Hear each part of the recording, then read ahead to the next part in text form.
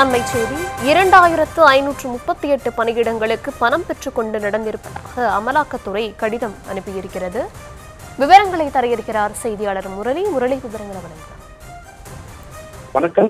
நகராட்சி நிர்வாகம் மற்றும் குடிநீர் வழங்கல் துறையில் முறைகேடு நடந்திருப்பதாகவும் அதே போன்று லஞ்சம் பெற்றுக்கொண்டு நியமனம் நடந்திருப்பதாக தமிழக டிஜிபிக்கு அமலாக்கத்துறை கடிதம் ஒன்று அனுப்பியிருக்கிறது.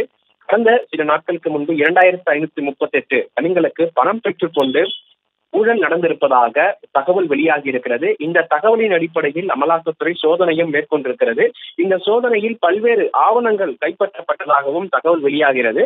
ஒவ்வொரு பதவிக்கும் குறிப்பாக 25 லட்சம் முதல் 35 லட்சம் வரை இவர்கள் லஞ்சமாக பெற்றுக்கொண்டு அதற்கான இந்த தலைவர்கள் நடைபெறுவது தெரிய வந்திருக்கிறது. இதில் முக்கிய அரசியல் தலைவர்களுக்கு தொடர்பு இருப்பதாகவும் ஒரு தகவல் வெளியாகி இருக்கிறது. அது மட்டும் இல்லாமல் 2025ஆம் ஆண்டு ஆகஸ்ட் மாதத்தில் குறைந்தது 150 தேர்வர்களுக்கு நியமன ஆணைகள் வழங்கப்பட்டதாகவும் அமலாக்கத்துறை குற்றம் சாட்டி இருக்கிறது. இந்த நிலையில் கடந்த 2024ஆம் ஆண்டில் தொடக்கத்தில் அறிவிக்கப்பட்ட 2538 பணியிடங்களான உதவி பொறியாளர்கள், நகர திட்டமிடல் அதிகாரிகள், இளநிலை பொறியாளர்கள் மற்றும் சுகாதார ஆய்வாளர்கள் தேர்வு செய்யப்பட்டிருக்கிறார்கள். இந்த துறைக்கான அமைச்சராக இருக்கக்கூடிய KN நேரு அவருடைய சகோதரர் ரவிச்சந்திரன் வீடுகளிலும் சோதனைகள் நடத்தப்பட்டது. இதன் தொடர்ச்சியாக தான் பல்வேறு ஆவணங்கள் கைப்பற்றப்பட்டதாக அமலாக்கத்துறை தெரிவித்திருக்கிறது.